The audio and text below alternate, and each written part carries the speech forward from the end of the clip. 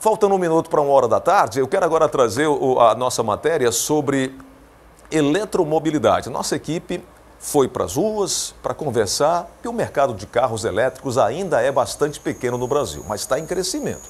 Os números crescem e em uma taxa bastante elevada. Mais ecológicos, esses veículos são mais amigos do meio ambiente e do nosso futuro. Por isso que a gente precisa aprender a abrir espaço para o novo, sem pré-conceitos, mas conhecendo os conceitos dessa nova tecnologia. Dá uma olhada. No primeiro trimestre, os híbridos e elétricos responderam por 3,37% de participação nas vendas. De janeiro a março deste ano, por exemplo, os eletrificados bateram um novo recorde. Foram 14,7 mil unidades vendidas, um crescimento de 50% nas vendas, se comparado ao mesmo período do ano passado. Parece pouco, mas o segmento continua ganhando fôlego mês a mês. Na capital cearense, o cenário é bem parecido.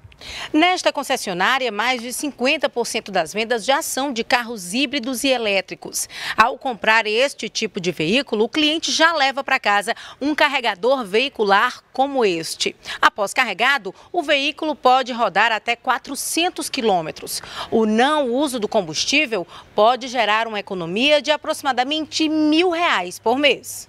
O gerente de vendas da loja comemora o crescimento nas vendas e explica quais as diferenças entre o modelo híbrido e elétrico. A diferença de preço de um carro a combustão no mesmo modelo para um carro híbrido vai ser em torno de R$80 mil. E na comparação do híbrido para o elétrico, é algo em torno de R$150 mil no valor do carro, um carro bem superior, porém aí você não vai se preocupar nenhum em gastar combustível mais. Os ganhos não são apenas econômicos. Esta ambientalista ressalta quais os benefícios que o uso do carro elétrico pode garantir ao meio ambiente. A utilização de carros a combustão, ainda essa insistência, né, da tecnologia ainda de estar redirecionada a esses carros, influencia muito na exploração de petróleo e é o maior problema que nós temos. Então nós precisamos de mais tecnologia que seja uma alternativa ao uso do petróleo e derivados, né? Essa utilização de carros elétricos, por exemplo, é uma boa alternativa para que nós tenhamos outros tipos de energia e reduzimos, né, cada vez mais a exploração de petróleo e de seus derivados. Marcelo afirma que mesmo ainda longe o alcance de uma frota 100% elétrica de carros no país, devido ao alto custo na fabricação desse tipo de veículo, a expectativa para os próximos anos é muito boa. Há uma perspectiva, sem dúvida, perspectiva de crescimento das nossas frotas serem mais carros híbridos, carros elétricos, e a gente está lutando por isso. Nós temos também, né, a possibilidade de trazer essas fábricas para o Brasil, para que nós fabriquemos essas baterias, né, esses carros, para que cada vez baratinhe mais para dentro do Brasil, né? Pesquisa, tecnologia e investimento na indústria nacional pode sim ser um benefício, né, para todos. Pois é, e o grande problema, ou melhor, o grande X dessa questão é a informação. Você percebeu aqui na reportagem que tem muita gente em dúvida ainda. E para isso, nós convidamos o CEO da DCCN, que é o Daniel Carvalho, e convidamos também o Dr. Wellington Sampaio, que é especialista em direito condominial, porque há alguns imbróglios, há algumas questões que estão envolvendo aí síndicos, condôminos, e aí a gente vai tentar contribuir, esclarecendo algumas dessas informações. Daniel, muito obrigado por ter vindo aqui. Boa tarde, tudo bem? Leudson, muito obrigado. Eu que agradeço a oportunidade de estar aqui com você, contribuindo, não é, para a gente combater a desinformação e dar oportunidade para as renovações e evoluções. Perfeito. Doutor Wellington, muito boa tarde, muito obrigado pela presença, viu? Leudson, eu que agradeço. Muito bom voltar a casa, viu? Muito obrigado pelo convite, sempre à disposição. Muito bom. Daniel, o que é eletromobilidade? É só para carregar carro? Não, a eletromobilidade, quando a gente analisa sobre um aspecto assim mais distante, você dá aquele zoom out de um mapa, você vê que é um cenário que engloba muitos fatores, mas o principal deles é um tipo de deslocamento, mobilidade à base de eletricidade. Um caminho sem volta. É completamente irreversível. Acredito que há 130 anos atrás, com os motores aí a combustão, também no começo mandaram desacreditar porque o cavalo era mais simples de andar e beber água no riacho. Então a gente está passando mais ou menos sobre essa mesma coisa, mas é irreversível. E eu estava anotando aqui, em um mundo que cada vez mais preza por sustentabilidade, o carro elétrico vem com esse viés de trazer um impacto muito forte no meio ambiente, de qualidade, também nos diversos hábitos que nós estamos acostumados, se alterando. Um deles é o uso de veículos elétricos, nos dando essa possibilidade de ter algo de qualidade e, por outro lado, o valor desses carros. Mas eu estava fazendo uma pesquisa, já tem carro elétrico popular a partir de... Popular, né? A partir de R$140 mil. Vamos chamar de carro de entrada nessa seara, a partir de R$140 mil. E há também no mercado carros considerados prêmios, uma média de 270, R$265 mil. Isso aí é uma abertura para esse mercado que só cresce aqui no Brasil? Sem sombra de dúvidas. Se nós tirarmos uma foto hoje do cenário do que está acontecendo em relação aos preços, está muito notório que o desenvolvimento, a velocidade do desenvolvimento das novas tecnologias é coisa mais do que exponencial. Então, a questão de custo, o custeio das tecnologias, de redução de custos, de produção de baterias e de outras tecnologias embarcadas para a eletromobilidade, sejam carros, sejam veículos de transporte, a tendência é baratear cada vez mais. Então, como porta de entrada, já existe muita conta que se fecha ao você realmente ponderar entre um carro eletrificado, seja híbrido, plug-in, ou seja 100% elétrico, entre um similar a combustão. Existe sim, mas nesse momento é um momento de desbravamento, mas já com acessibilidade muito grande por parte aí dos consumidores. Dr. Wellington, como tudo que é novo, gera muita dúvida. E é para isso que a gente está aqui tentando esclarecer alguns aspectos. Já tivemos aqui, e o que nos provocou trazer esse debate, é que alguns síndicos estão proibindo que o condômino faça a instalação ali do seu wallbox, da sua caixa de recarga do veículo. Isso pode, doutor Wellington? Bem, como você muito bem falou no início do programa, a desinformação leva à confusão. De fato, está realmente ocorrendo isso no mercado. Agora, a proibição sem um amparo jamais pode ocorrer. O que nós recomendamos é que o síndico tenha um suporte de uma assessoria jurídica, tenha um suporte de uma administradora competente para dar auxílio a isso, mas, de sobretudo, que ela faça uma decisão assemblear apenas para definir padrão, apenas para constatar, por exemplo, se a carga do empreendimento está compatível com a instalação de tomadas elétricas. A proibição por si só não pode ocorrer, tem que ter um fundamento para isso. Exemplo, vai prejudicar a segurança de todos os demais condôminos? Aí sim poderia ter um viés nesse sentido.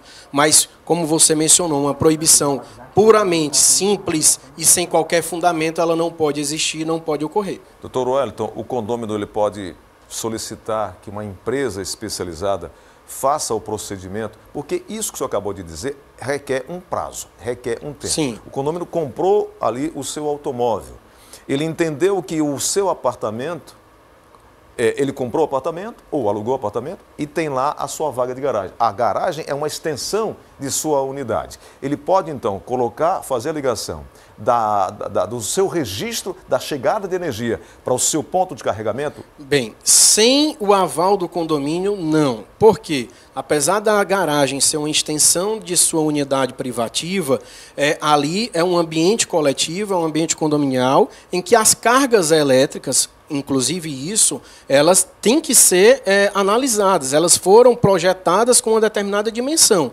Então, é importante que aquele condômino que quer adquirir um veículo elétrico, adquira, mas antes já solicite por escrito ao síndico para que ele encaminhe este assunto à Assembleia, tão somente para aprovar a padronização e para validar os projetos que o condômino vai apresentar. Projetos que vão incluir aqueles projetos de capacidade elétrica. Daniel, esse tipo de impacta no trabalho, impacta na desistência da compra do consumidor no carro elétrico? Como é que você encara o que o Dr. Wellington acabou de levantar? Infelizmente não tem como não impactar, porque se eu estou adquirindo bem e eu sou proibido de carregar um bem que eu acabo de adquirir sem nenhuma razão, nenhuma sustentação de ordem legal, é frustrante e eu acabo sem entrar nesse mercado. E, infelizmente, isso tem acontecido, porque as pessoas estão com muita insegurança, tanto condomínios quanto os próprios condôminos, nessa relação. O que eu sugiro? Sempre que essas recomendações jurídicas aqui do Dr. Wellington, muito bem fundamentadas, e é dessa forma que nós pautamos aí o trabalho, tem que haver sempre aí um bom senso das partes, apresentar as normativas, a BNT, os profissionais aí com registro mínimo da NR10. Existem já NRs, NBRs, que já regulamentam aí o procedimento de instalação de recargas elétricas. Isso foi do final de 2022, então já está mais atualizado. Então, que uma empresa responsável seja feita por isso. Existem, às vezes, até na nossa cultura, sempre temos um eletricista da nossa confiança. Isso não é um trabalho para eletricista, com todo respeito.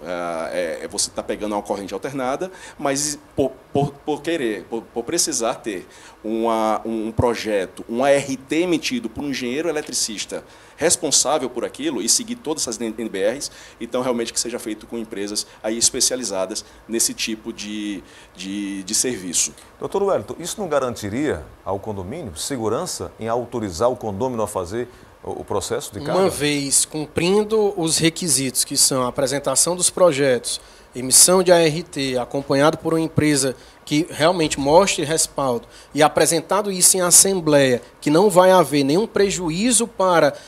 Porque, na verdade, Gleilson, tem que ser garantido que qualquer condômino possa ter acesso. Então, eu não posso garantir somente para uma unidade e não permitir para outras. Eu tenho que ter uma equidade aqui. Então, uma vez garantido todos esses requisitos de projeto elétrico, emissão de ART e não havendo prejuízo a qualquer outro tipo de instalação ou a carga elétrica do condomínio, não há o que se proibir. Não há o que se proibir. Inclusive, o judiciário já vem decidindo que, uma vez satisfeitos todos os requisitos legais, é um dever e é um direito daquela unidade ter uma tomada elétrica.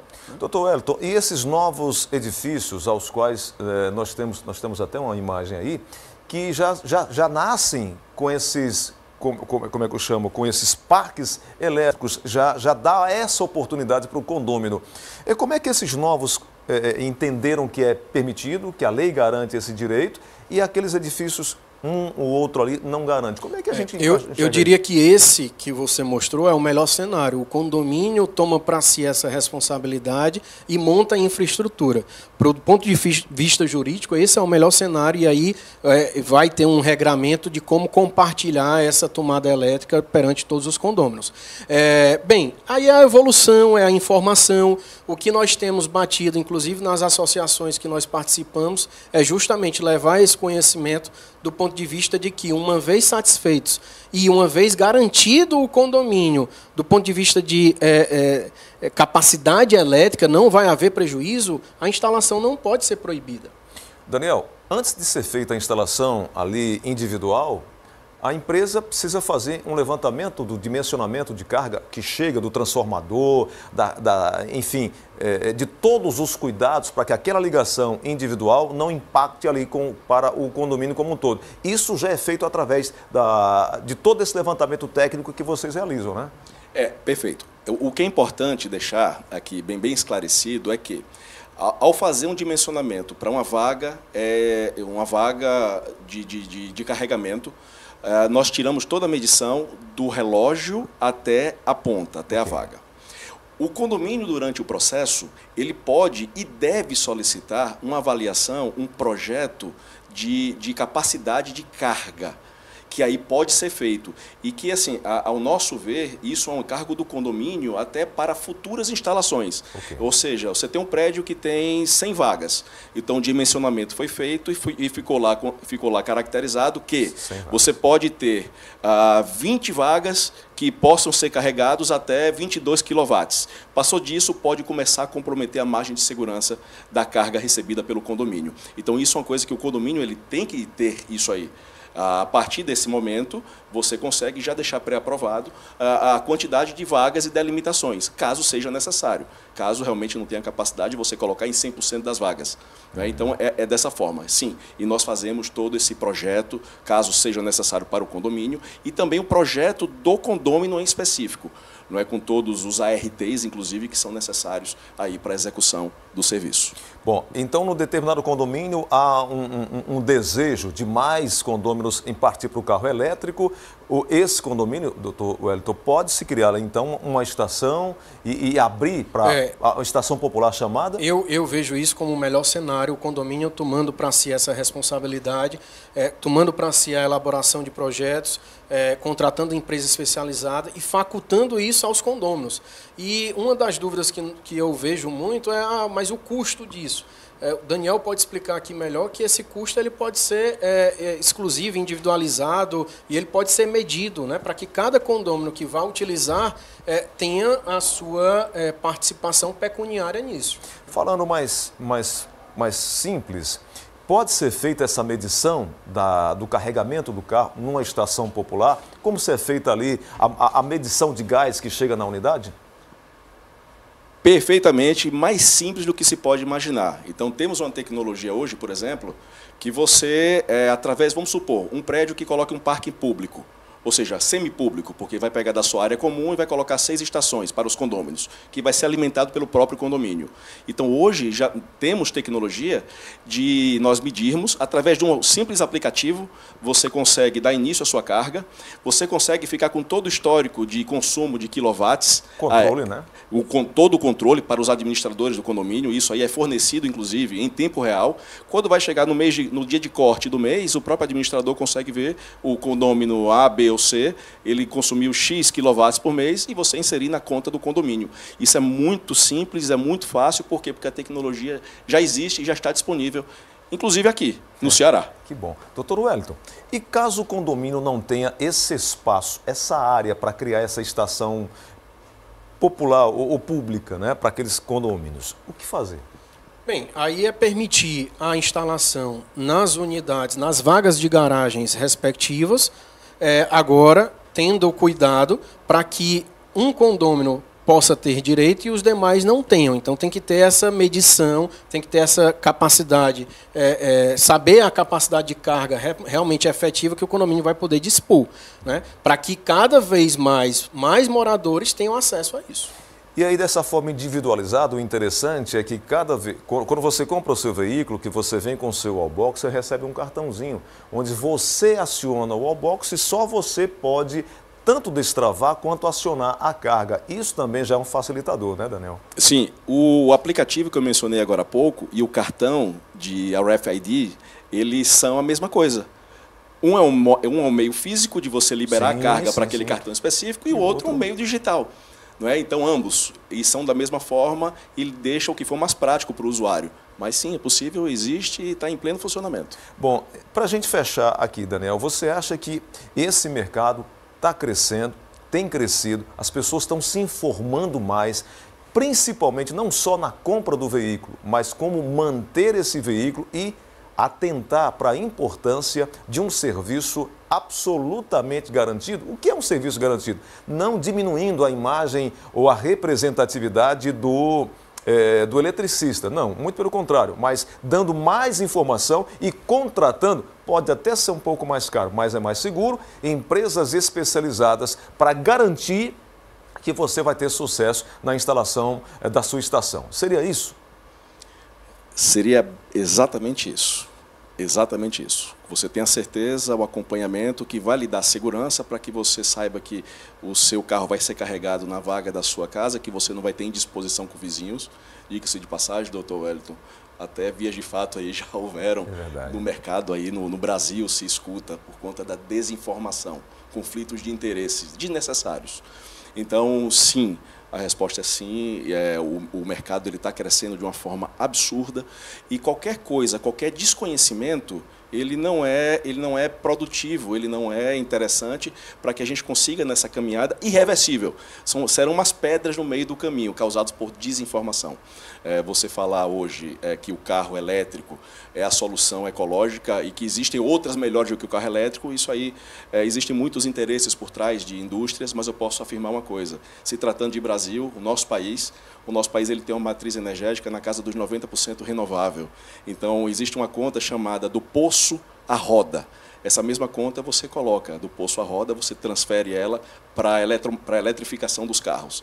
E o nível de emissão de poluentes durante toda essa cadeia é infinitamente menor, você usando essa matriz. Quando nós pensamos em levantar essa pauta, e me veio à cabeça dois profissionais que eu posso considerar apaixonados, cada um em sua área. O Daniel, pela eletromobilidade, e o Dr. Wellington, na área jurídica, porque, além de vocacionado, ele é apaixonado pelo que faz. Então, não encontrei pessoas melhores para a gente tentar aqui ajudar e contribuir. Dr. Wellington, eu não digo que o senhor dá entrevista, o senhor dá palestra, que é sempre muito bom tê-lo conosco. Meu amigo, muito obrigado. Eu fecho aqui com dois recados. Um para o síndico, que o síndico não aprisione essa demanda para si, delegue, convoque uma assembleia imediatamente, porque esse é um tema que, de fato, precisa ser deliberado e, eu diria, ele não pode negar por negar, ele tem que ter um respaldo para isso.